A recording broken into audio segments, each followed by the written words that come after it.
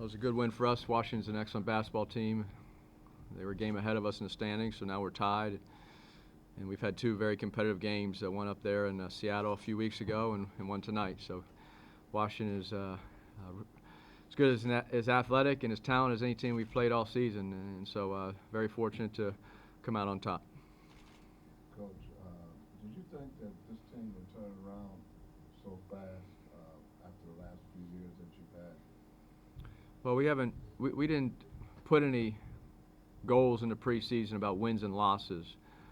We've been working on the process of getting better. We've had two recruiting classes. One's the two right now, the freshmen.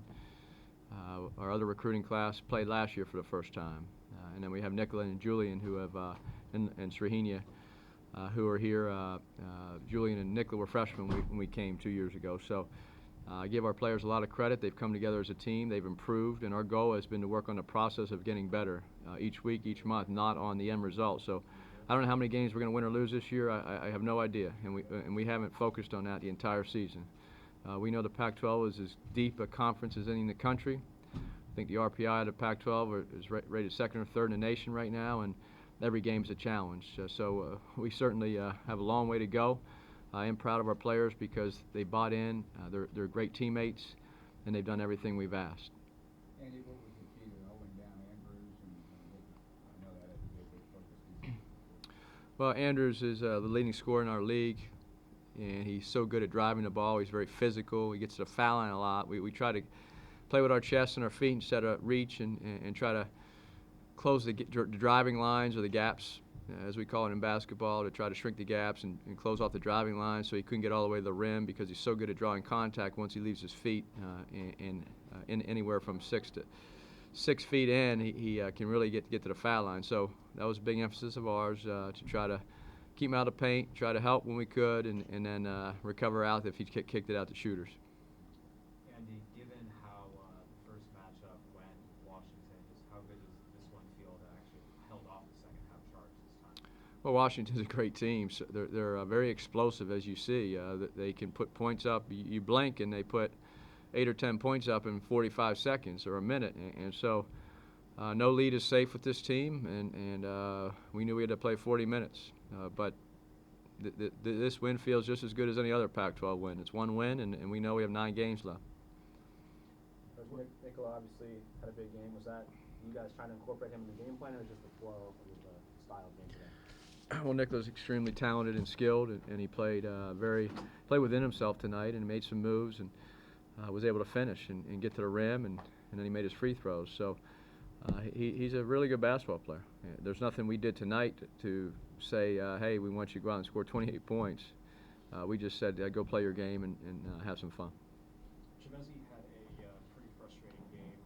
He showed that frustration on the bench a little bit. What did you tell him to maybe calm him down a little bit? Because he had a couple big plays at the end of the game. Well, that's my assistant coach's job. I'm trying to coach a game, so whatever they said, they've done a terrific job all season with our players.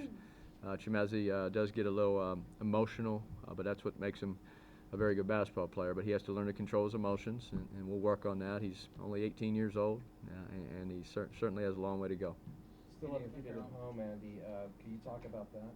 I'm sorry? Still undefeated at home now, so can you talk about that streak? Well, the home court it's really hard to win in this league on the road, and our goal was to make it hard for other teams to come in here and beat us. So the fans just were great. With a nice student crowd. I thought the arena was packed with enthusiastic USC fans, and so anytime you can get that extra advantage on your home court, it makes a big difference. And we've gone into other places where it's challenging, and so we want this Galen Center to be what we face on the road and give us the edge. Yeah, I think you're on top of the league in terms of 3 points. So the defense was also pretty good in today's game. I know that's an important thing. What are the things you emphasize to? Well, we just try to challenge shots. Sometimes they challenge them too well because we fouled 2 3-point shooters in the last minute. But we just try to challenge the shooters and hope they miss. A lot of good players in this league, and you have to try to run them off the line if you're going to. The last thing you want to do is give up 10 or 11 threes in this league because it's hard to come back from that. Andy, you guys had an 11-point halftime lead. They cut it to 57-50. You called that timeout. What did you tell your team at that point? Just to settle down and play our game. the other teams are good in this league and they go on runs, and we just have to keep playing. And defensively, we were making a couple mistakes, but a lot of that was their skill level and their athleticism. So a lot of times we were in the right position, we boxed out, and they would make a tough shot, or they'd come over our backs, not foul us, but just go get the rebound over us. And so it was, whenever you play an athletic team like Washington, you just have to play every possession, and there are going to be possessions where they outplay you. And so we just had to settle our team down, and I thought they came out and did a good job. How much does last game come into play there? Do you have to say anything to keep that out? The only thing we talked about last game was our turnovers against their press, and just not get frustrated or rattled if they turn the pressure up. And so we did a decent job. We have a few more. Our turnovers tonight, we had a couple, probably 5 or 6 uncharacteristic turnovers, but for the most part we controlled the game as far as moving the basketball, driving when we had to. We got to the foul line, but we didn't really focus on last game other than, hey, this is a very good team you're playing. You know how good they are, how athletic they are, and you got to come play. Were you surprised that they didn't bring more pressure? Well, they played 4 guards a lot, so they like to put big on the ball, and when they went to 4 guards, it really decreased the effectiveness of a trap on the first pass. So you want to they put their big, long, athletic guy up front of the press, and he goes in traps. It's pretty hard to get it out of that trap sometimes, but when they went 4 guards, it's a little easier to get it over a 6'5" or 6'6" guy than it is someone 6'10" or 6'11". Obviously, it was a good weekend after a not so good weekend before. How are you feeling about UCLA upcoming this week? Well, UCLA is our next Pac-12 game, and they're an excellent basketball team. I think all our players understand how good they are and how good they've been. We had a nice game against them a couple weeks ago in Poly. We're fortunate enough to win, but that doesn't mean anything Thursday night. They're probably as talented offensively as any team we've played against in the last couple of years. So we know how good they are, and we respect them, and it's going to be hopefully a nice atmosphere here in the Galen Center Thursday night, and we just have to compete. In the past, you've said this team is close to becoming a very good team. Where does your assessment lie now? We're still close. Still close. We have some things we need to work on and get better and or improve upon, but we're closer now than we were a month ago, and certainly 2 months ago. The balance tonight, 5 guys scoring double figures. Obviously, Jovanovic, a huge game. McLaughlin had a very impressive line. Stewart, Reinhardt, everyone seemed to contribute. How big has that been this year? Just the balance of the team. Well, we've been able to pick each other up, meaning if 1 or 2 or 3 players have off nights, maybe they don't shoot the ball well or they don't get as many shot attempts because of the flow of the game, their teammates have been able to do it that night and carry the scoring load and make plays for their teammates.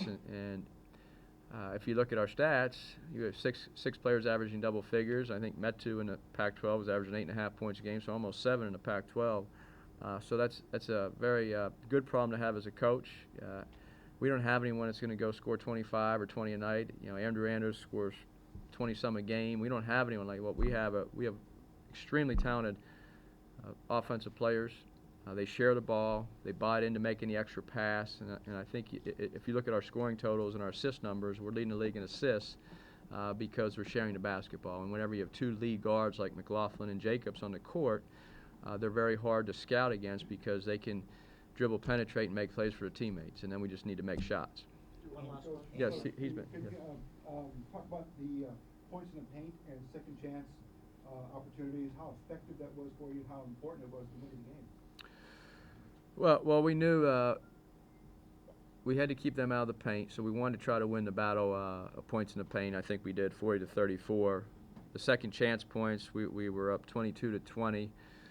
So we tried to do our job offensive rebounding, but Washington's the #1 offensive rebounding team in the Pac-12, and some of the offensive rebounds they made tonight were just spectacular. I mean, Marquise Chris coming out, rebounding out of his area, and you just shake your head because that's just a talented young man, and he just went and got it. So we were trying to put bodies on people, and then if we couldn't get it, at least tip the ball. And for the most part, we did a good job. They had a couple offensive rebounds in the second half where I thought we should have had, but your point is well taken because the points in the paint and the offensive second chance points, rebounding, were certainly big keys of the game. Thank you. Thank you.